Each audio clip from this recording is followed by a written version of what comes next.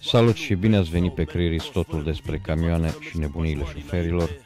Împreună cu colegul meu, Criris, de azi voi începe o nouă serie de vloguri în care acesta își va povesti întâmplări nostime sau mai puțin, însă reale, petrecute în viața lui de șofer.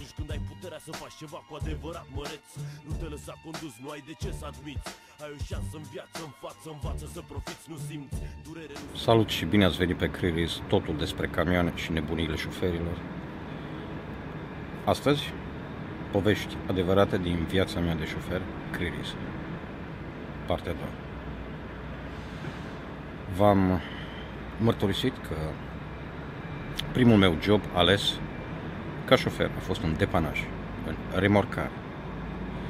Însă, acest nou job pe care l-am avut a însemnat nu numai o ridicare, pentru că eu veneam de undeva de 5 sau 6 ani de ilegalitate, de trăit în ilegalitate, fără viză, clandestin, cu munci penibile, începând de la spălat de vase, la construcții, unde eram angajat cu ziua sau cu săptămâna. Am încetat cu spălatul geamurilor. Am avut și eu pentru prima dată o cheie în buzunar. Eu așa am început viața în Occident. Iar poate și de aceea îndrăgesc această meserie, pentru că a fost o ridicare a mea de acolo de jos, din praf, de unde eram, mai jos ca praful, m-am ridicat la nivelul de om. A apărut și, normal, a doua nevastă franțuzoică, care era maseză. Cei din sat erau foarte, foarte mulțumiți de prestațiile pe care le avea. Toți bărbații plecau satisfăcuți de acolo. Dar asta e o altă poveste. Să vorbim de remorcare.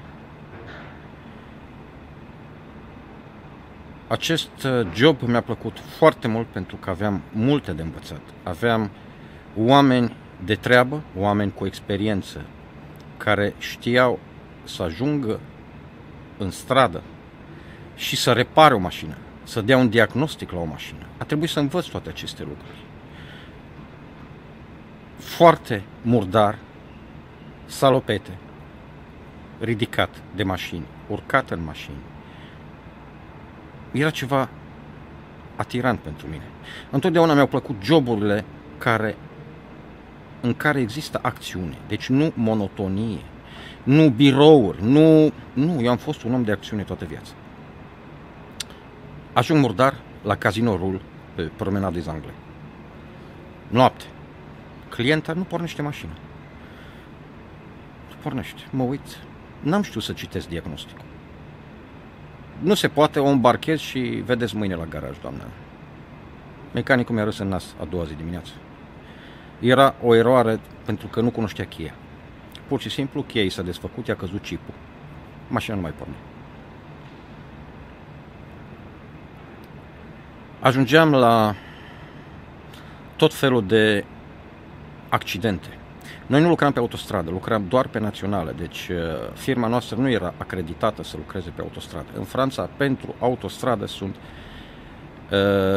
este o companie, sau probabil sunt mai multe, dar nu știu eu. Doar cei care lucrează pe autostradă se ocupă doar de autostradă, deci noi făceam doar naționale. Și veneam la accidente groaznice, din care nu mai rămânea nimic. A trebuit să învăț să iau mașini care nu mai aveau direcții, să le ridic, să le urc pe platformă, să știu să le dau jos, pentru că nu mai aveau roți, nu mai aveau bielete, nu mai aveau nimic.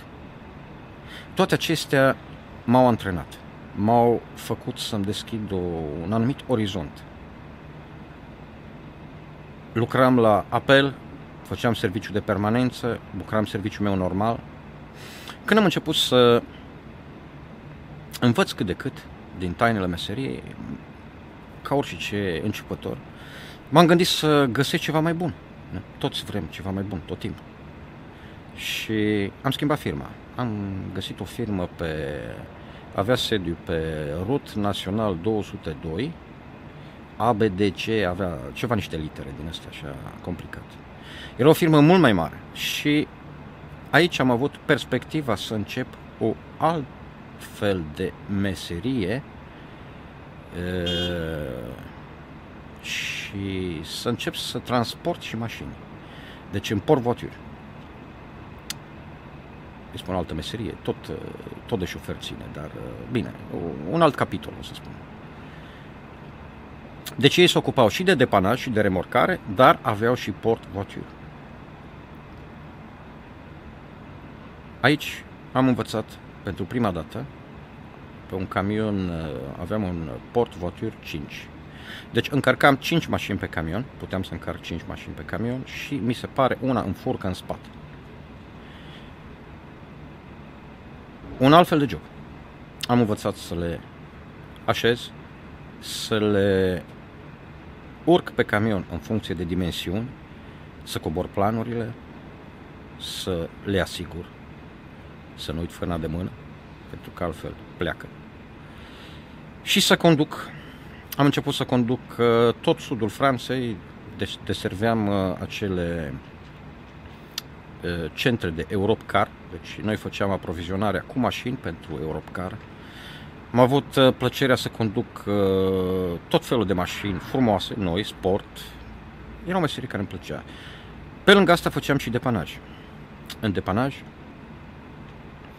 tot felul de activități nocturne, scos de mașini, inundații. Au fost odată niște inundații la Saint-Laurent-du-Var și din garaj mașinile plecau la aruncat. Am fost desemnat să le ducem.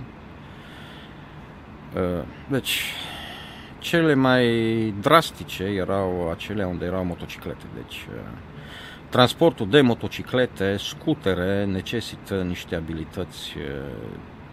Deci, dacă șoferul știe să lege o motocicletă pe camion, înseamnă că știe să facă remorcaj. Dacă erau avariate, lovite, deci dacă donatorul de organe era plecat, motocicleta avariată nu era niciun fel de problemă, puteai să o încarci cum vrei. Însă, în momentul când transportam motociclete, țiplă, noi sau neaccidentate, intervenea o problemă. Nu te ajuta absolut nimeni să le încarci. Trebuia să legi acele șpelbanduri, șufe, de care atașai troliu, trebuia să găsești ceva în față ce nu se rupe, nu există plastic, nu există aripi, nu există nimic, cu telecomanda în mână să le tragi pe camion. După care trebuia să le împănezi, să zicem așa, puneai cricul, o lăsai într-o parte, îți luai un șpelband, tot cu o șufă, deci nu puneai absolut nimic pe motocicletă. Puneai un șpelband pe stânga, după aceea un șpelband pe dreapta, îndreptai motocicleta să stea perfect dreaptă, creai un echilibru. Același lucru îl făceai de roata din spate, deci era prins în troliu în față și de roata din spate trebuia să creezi o tensiune spre spate ca să stea în loc. Ei bine, îți ia foarte mult timp, și important este să nu distrugi. Am avut motocicletă care am transportat-o pentru reparații la un service și când am ajuns, din cauza că aripa din față a fost un pic tensionată în șpelband, aceasta s-a fisurat. La întoarcere mi-a spus patronul, zice, știi cât costă aripa aia? Nu, 700 de euro. Trebuie să le plătim. Deci, port voiture, transport de mașini, motociclete, înseamnă o foarte, foarte mare atenție. Deci nu se permit zgârieturi. M-a întrebat unul odată, zice, da, să n-are roată de rezervă. Zice, dom'le, zici ceva. Zic, eu crezi că deschid mașinile să mă uit la roată de rezervă? Nu mă interesează pe mine, domnule. În port voiture, cel mai nasol era când te deplasai în orașe sau în localități care nu le cunoșteai. În momentul când intrai în oraș, era o grămadă de arbori, cu crengi, cu șoate, cu Trebuia să ferești acele mașini, pentru că când treceai odată camionul prin crengile alea, erau toate zgâriate. Trebuia să fii atent foarte mult la poduri, trebuia să știi tot timpul înălțime. După părerea mea, din toate joburile care le-am făcut, este cel mai frumos, dar și cel mai stresant. În Franța se plătea foarte bine acest job.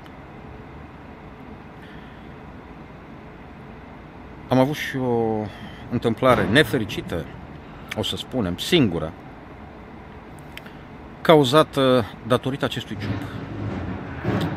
Am fost într-o noapte chemat să ridic o mașină care nu au reușit hoții să o fure. Era vorba de Spon Ford. Au făcut ce au făcut, dar sistemele electronice l-au blocat, deci erau niște amatori. Eu am ajuns foarte frumos și mașina am transportat-o la concesionar, la Ford, la Nice. Primesc o citație în cutia poștală. Invitat la brigada specială nu mai știu unde, pentru străini. Eu eram deja cetățean francez. Îmi întreabă soția, zice, ce s-a întâmplat? Nu știu, nimic, habar n-am. Am prezentat invitația, m-au dus la birou, m-a primit un ofițer.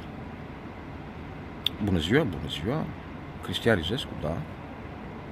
El. Ce ați făcut în seara zilei de cutare?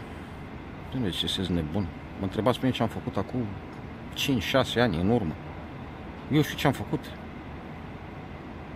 Păi, vă aducem noi aminte.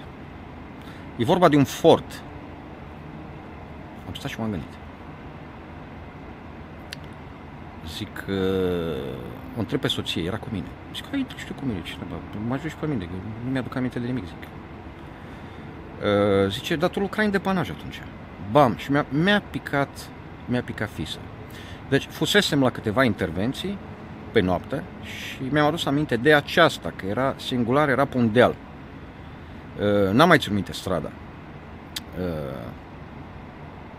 Și zic, domnule, zic, e foarte simplu. Eu în perioada aceea lucram în depanaj și atingeam o grămadă de mașini. Dacă s-au găsit amprentele mele în aceasta, este pentru că eu lucram în depanaj și am transportat această mașină. Și mi-aduc aminte că era o doamnă. Era o doamnă și zic, eu am venit, am întrebat dacă a venit poliția, dacă a făcut cercetare sau ceva. Mi-a spus că nu, că o să fac după aceea la concesionar. E bine, e normal că s-au găsit amprentele mele.